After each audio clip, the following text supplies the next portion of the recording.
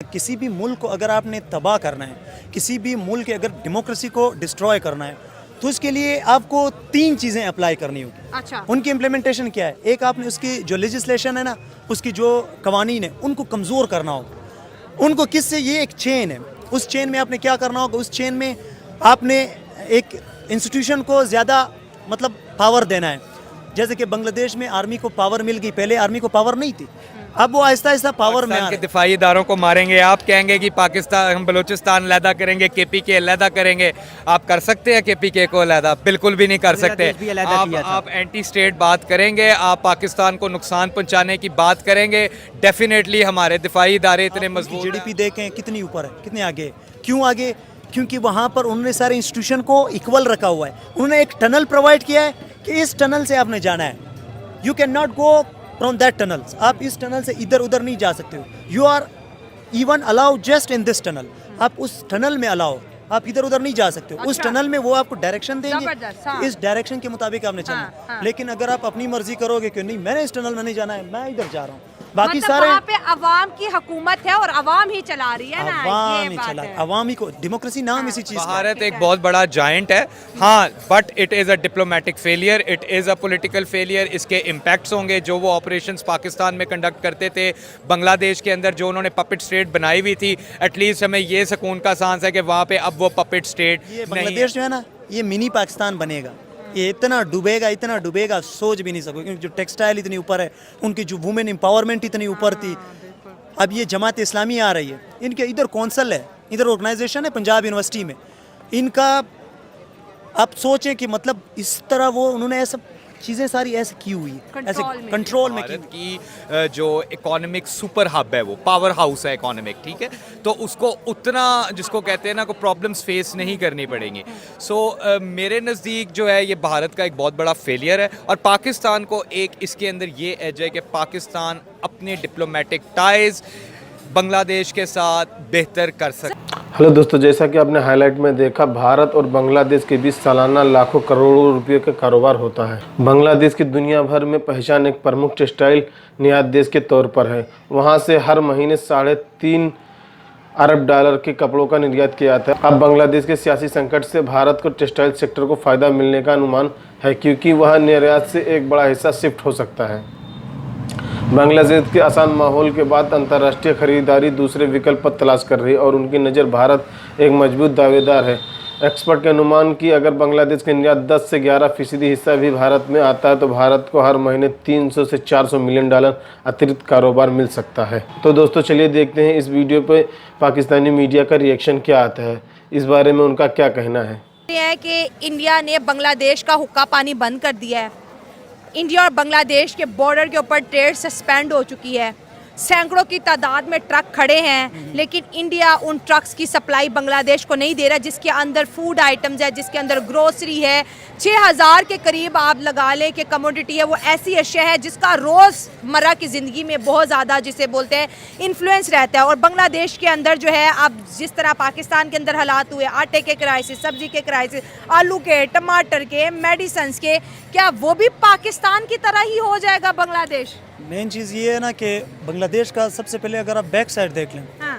बांग्लादेश का मेन ये वार शुरू क्यों हुआ है, ठीक है। इसके मेन रीजंस है ना, इसके ऊपर मैंने आर्टिकल पढ़ा है, उसमें उन्हें बताते हैं कि एक तो ना एक सिविल डिक्टेटरशिप चली है। अच्छा। सिविल डिक्टेटर हसीना वाजद जो है ना, वो तकरीबन 10 साल या इससे भी ज़्यादा 15 साल हो गए थे। ये हुकूमत वो जारी रखी हुई है, तो उन्होंने एक तरह से सिविल डिक्टेटरशिप कायम रखी हुई। तो वो चाहते थे कि जो डेमोक्रेसी है ना उसको लेके आएँ। तो उन्होंने क्या किया कि अब तो इल्ज़ाम लग रहे हैं, क्रिटिक्स हो रहे हैं, मोस्ट ऑफ द लोग ये कह रहे हैं कि अमेरिका इसमें इन्वॉल्व है। अमेरिका क्यों इन्वॉल्व? अमेरिका चाहता है कि जो चाइना की जो उनकी जो इकोनॉमिक्स है, वो इकोनॉमी बहुत ज़्यादा अप जा रही है, तो उनके लिए वो अपने लिए वो थ्रेट समझते हैं। तो उन्होंने बांग्लादेश में ऐसे हालात पैदा कर दिए, वो चाहते हैं ना कि इधर कुछ ऐसे हालात पैदा कर लें ताकि चाइना पर उसका इम्पेक्ट हो। तो उन्होंने बांग्लादेश में ऐसे हालात पैदा कर दिए जिसकी वजह से बांग्लादेश की जो ट्रेड है, बांग्लादेश बहुत आगे जा रहा है, चाइना भी उसे बहुत सपोर्ट कर रहा है। तो बांग्लादेश में ये हालात उन्होंने पैदा कर दिए, पॉलिटिकल इंस्टेबिलिटी पैदा कर दी उन्होंने। ये मोस्टली वो लोग ऐसे मतलब क्रिटिक्स कर रहे थे, या कह सकते हो कि इल्ज़ाम लगा रहे हैं कि इस पे जमात इस्लामी जो है उनके अंदर जो अमेरिका का मेन रोल होता है, जैसे कि अफगानिस्तान में वो मोस्टली करते थे कि रिलीजन का लफड़ा डाल लेते थे। रिलीजियस सोच हमारी जो सोसाइटी है, हम ज़्यादा रिलीजन को फॉलो करने वाले लोग हैं। तो रिलीजियस उन्होंने कुछ ऐसे इमोशनल हो जाते हैं और फिर कुछ भी कर देते हैं। ज़ाहिर है हम फैक्ट नहीं देखते हैं, हम फैक्ट नहीं देखते हैं, हम देखते हैं कि मतलब अगर कोई हमें कुछ कह रहा है तो इज़ दैट राइट, मतलब ये सही होगा। तो फिर जो बांग्लादेश के अंदर हिंदुओं पे अटैक्स हुए, तो आपको क्या लगता है कि इंडिया उसके लिए बांग्लादेश के मुसलमानों को भी पनिश कर रहा है? नहीं, इंडिया उसके लिए पनिश नहीं कर रहा है। इंडिया का जो मेन रीज़न है ना, यहाँ पर इन पे ये इल्ज़ाम लग रहा था जैसे कि उन अपने हीरोज़ की तौहीन कर रहे थे, अपने हीरोज़ को मार रहे थे, नीचे गिरा रहे थे। तो इसमें आप कह सकते हो कि एक किस्म की मखलूक है जो इन्वॉल्व है, वो ये साबित कर रहे थे कि देखो जो बांग्लादेश के अवाम है ना, वो इस बंदे के साथ नहीं थे। ये तो इस बंदे ने एवं ये रोला डाला हुआ था, बांग्लादेश को अलग कर दिया। अच्छा। लेकिन ये लोग सारे जो है ना इस बंदे के खिलाफ, इसके ये हीरो नहीं है इनका, ये असल में विलन है। उन्होंने शेख मुजीबुर रहमान। शेख मुजीबुर रहमान, वो कहते थे कि ये विलन है, देखो सबके सामने उन्होंने दिखा दिया। तो मतलब इंडिया के साथ वो एक तरह से इल्ज़ाम लगा रहे थे कि जो हमें पाकिस्तान से अलग किया गया है, तो इसमें इंडिया का बहुत बड़ा रोल है। यू कैन से दैट, मतलब आप खुद भी सोच सकती है ना कि क्या हुआ था 1971 में, एवरीवन नो दैट। तो उन्होंने क्या किया, इंडिया के ख़िलाफ़ उन्होंने वहाँ पर ऐसी कैंपेनें शुरू कर दी कि इंडिया यहाँ पर जो शेख हसीना वाजिद है, जो उन्होंने सिविल डिक्टेटरशिप कायम, ये सारा इंडिया का रोल है। तो इंडिया सारी ये इल्जाम उधर भी गया है। सारे इल्ज़ामात वो इंडिया पे डाल रहे थे, यानी शेख हसीना को वो कहते कि इनडायरेक्टली इंडिया ही सपोर्ट कर रहे हैं। तो वहाँ पर उन्होंने ऐसे हालात पैदा कर दिए ताकि इंडिया से उनका जो ट्रेड है ना वो ख़त्म हो जाए। वो ख़त्म होगा तो बांग्लादेश ज़ाहिर है वो इंस्टेबिलिटी के नीचे जाएगा, क्योंकि उसका जो आप कह सकते हो जो टेक्सटाइल है वो बहुत ऊपर जा रहा है। और जब से इनके हालात बिगड़े हैं, इंडिया के टेक्सटाइल के ऑर्डर्स बढ़ते चले जा रहे हैं, हकीकत। और बांग्लादेश के बंद हो गए और हैं। बांग्लादेश के बंद। और मेन चीज़ ये ना, किसी भी मुल्क को अगर आपने तबाह करना है, किसी भी मुल्क के अगर डेमोक्रेसी को डिस्ट्रॉय करना है, तो उसके लिए आपको 3 चीज़ें अप्लाई करनी होगी। अच्छा। उनकी इम्प्लीमेंटेशन क्या है? एक, आपने उसकी जो लेजिस्लेशन है ना, उसकी जो कवानीन है उनको कमज़ोर करना होगा। उनको किससे, ये एक चेन है, उस चेन में आपने क्या करना होगा, उस चेन में आपने एक इंस्टीट्यूशन को ज़्यादा मतलब पावर देना है। जैसे कि बांग्लादेश में आर्मी को पावर मिल गई, पहले आर्मी को पावर नहीं थी, अब वो आहिस्ता आहिस्ता पावर में आ रहे।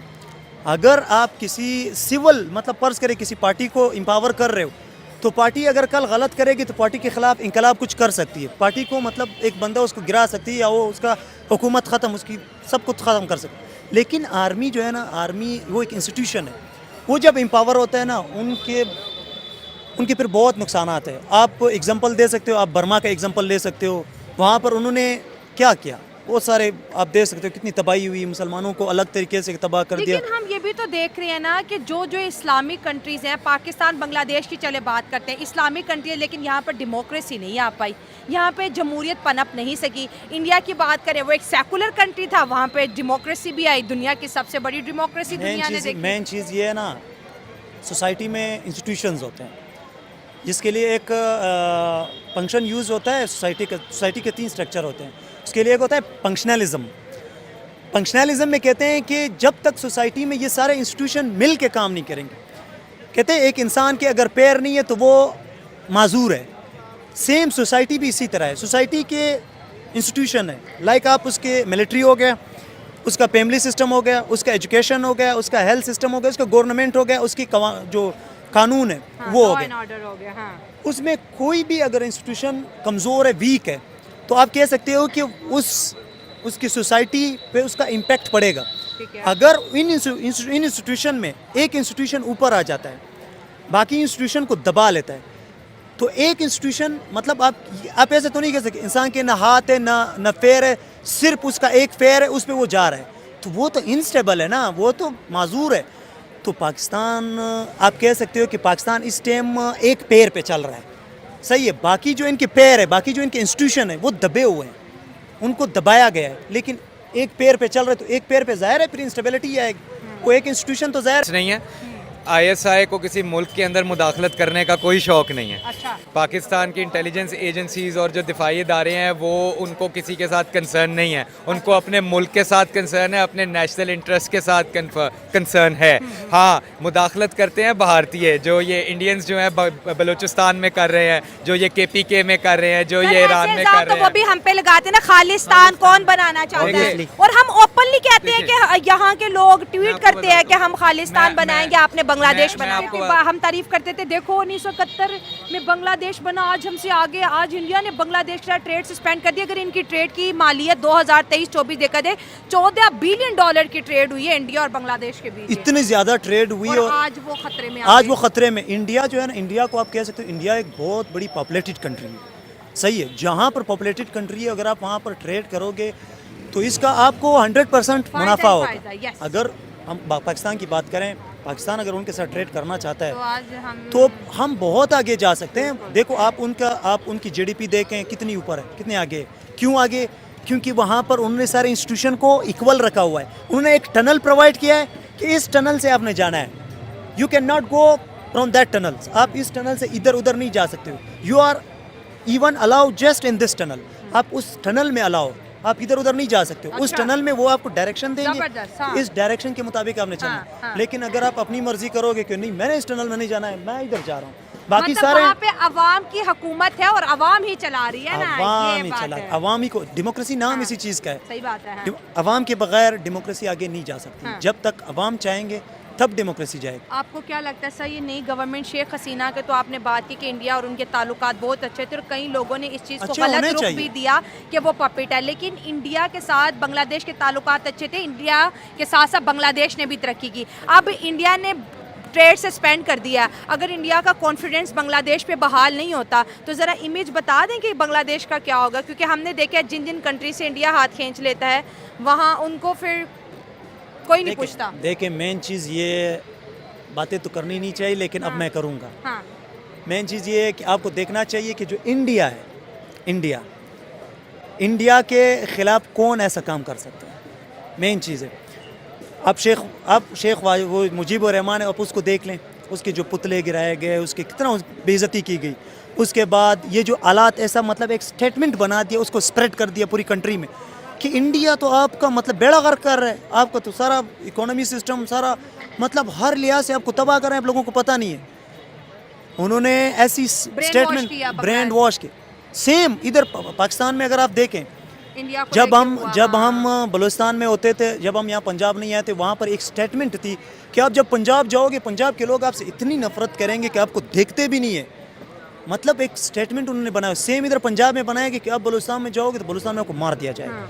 लेकिन ऐसा नहीं है, पंजाबी जाते हैं, उधर रहते हैं, उधर टाइम स्पेंड करते हैं, उधर जॉब्स करते हैं, काम करते हैं, बिजनेस करते हैं। सेम इधर बलूचिस्तान के लोग इधर आते हैं, पढ़ते हैं, जब वो पंजाबियों को देखते हैं कि कहते हैं कि हाथ की उंगलियां भी बराबर नहीं होती है, डिफरेंट होती है।